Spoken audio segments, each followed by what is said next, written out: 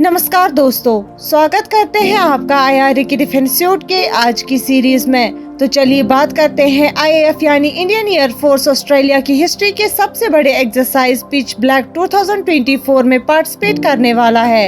Indian air force यानी IAF 12 जुलाई 2024 को होने वाले एक्सरसाइज पिच ब्लैक 2024 में पार्टिसिपेट करने वाली है, जो इसकी 43 इयर्स हिस्ट्री का सबसे बड़ा एक्सरसाइज होगा और इसे रॉयल ऑस्ट्रेलियन एयर फोर्स यानी RAAF होस्ट करेगी। इस इवेंट में 140 से ज्यादा एयरक्राफ्ट और लगभग 4,435 पर्सनल का कंबाइंड फोर्स होगा।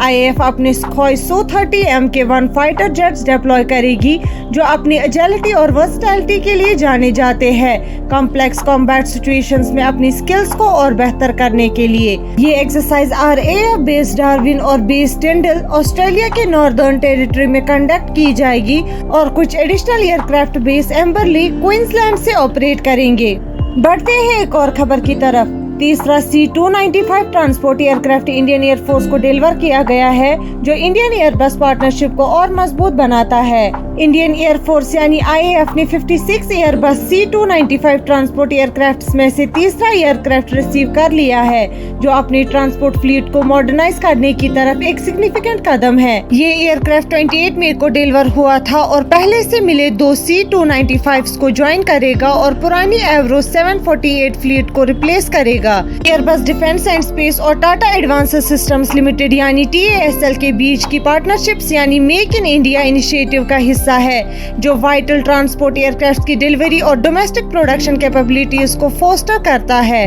पहले 16 C-295 एयरबस के सिविल स्पेन फैसिलिटीज में प्रोड्यूस होंगे, जबकि बाकी 40 इंडिया में TASL द्वारा वडोदरा, गुजरात में फाइनल असेंबली लाइन पर मैन्युफैक्चर किए जाएंगे। बढ़ते हैं एक और खबर की तरफ। इंडिया का MiG-25 को MiG-31 में अपग्रेड करना एक समझदारी भरा फैसला है या एक मिस्ड अपॉर्चुनिटी। यूक्रेन के एयर वॉर ने रशियन एयरफोर्स के मखोयन MiG-31 BM इंटरसेप्टर और उसके लॉन्ग रेंज R-37M मिसाइल को हाईलाइट किया है, जो रशिया को एरियल एडवांटेज देता है।